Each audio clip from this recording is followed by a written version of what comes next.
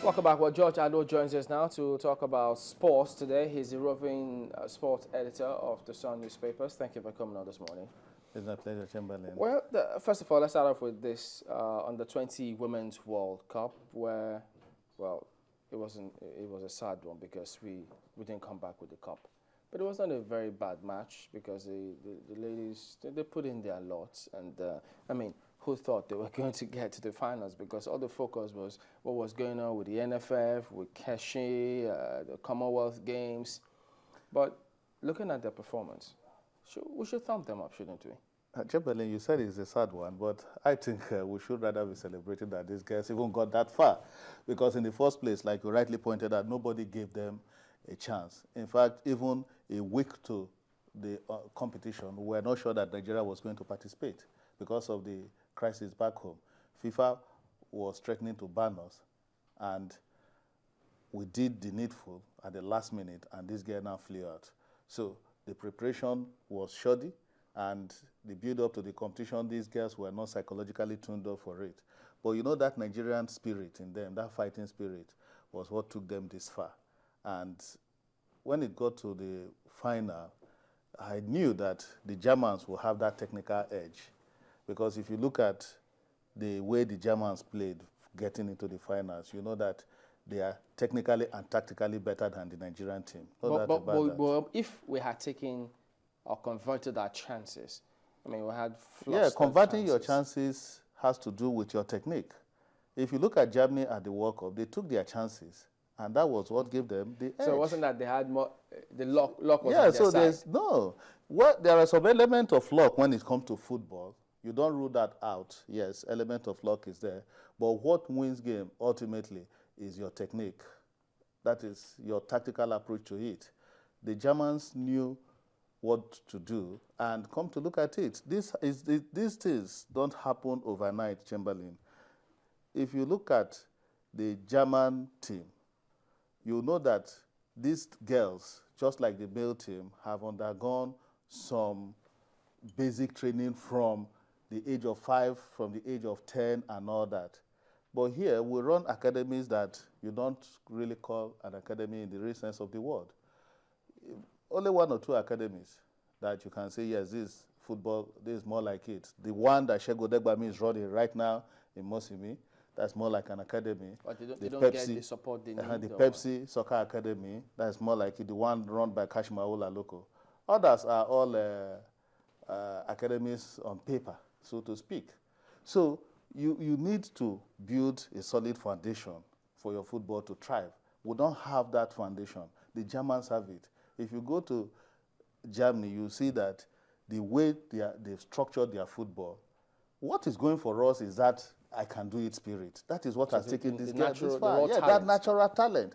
If we really do the right thing, put the solid foundation in place, we've got the talent, Chamberlain. We can compete at the highest level. Which we did. Which we did. But when the chips are down, that little technique, the advantage shows. And it showed this morning when our guys played. In spite of all of these shortcomings, I mean, countries that have got their fantastic academies, you look at the France of this world, look at the Korea, all the other countries there, they all have everything going for them. But the tactics that Coach Dediva brought to the day, for the first half.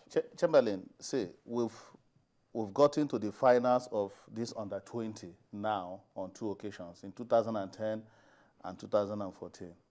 You begin to ask yourself, why does it not translate to our getting to the finals of the main team?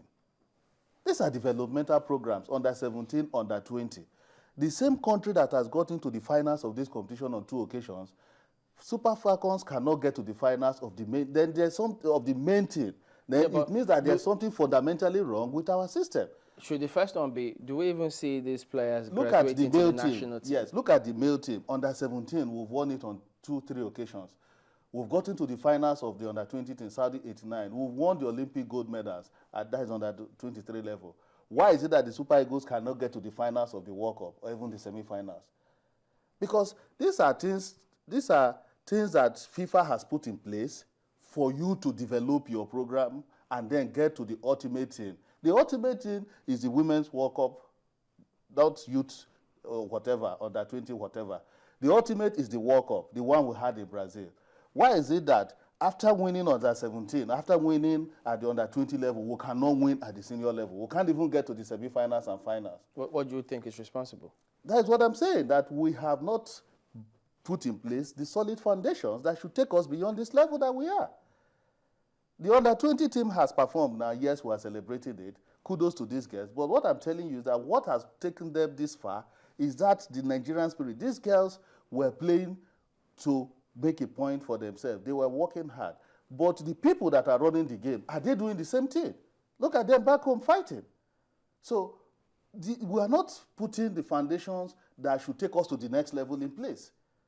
And I tell you that if not for the crisis at home, if we had NFF officials in their large numbers in Canada, if we had the National Assembly members going there to go and cheer these girls, we may not have gotten this far. But the crisis has kept everybody at home. These girls concentrated and worked hard.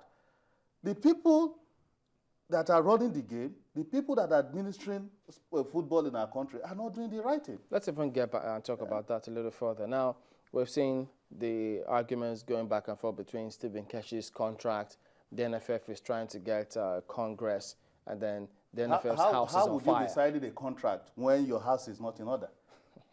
You have to put your house in order. The countries that have signed contract, Sheikh Mashaba has taken over South Africa. Are they fighting? And they've got their list of players to play Nigeria and Sudan. But we will release a list of players without a coach. So how would you sign a contract when your house is not in order? So who released the list? It is the NFF. They sat down and released a list. And they released a list of players who are even injured. They released a list of players who they don't even know the current club they are playing for. Oh dear. Go and check out the list. So what are they thinking? Who? So it is, and nobody is even saying, okay, since we don't have a contract now, let us get an interim manager to handle the team. Amadou Shuaibu is there. He is in the NFF. We have the likes of Adegboye Onigbinde. We have coaches that we can draw to say, okay, as a stopgap measure, let us give them this job. But you even say that James Peters is in NFF. He is former national team coach. So why don't you draft one or two of these coaches in the interim? So when you now sort out your problems, when the crisis is over, we can now talk about signing a new contract with Keshi. Yeah, but George, you can't even talk about signing a new contract with Keshi because who is he going to work with?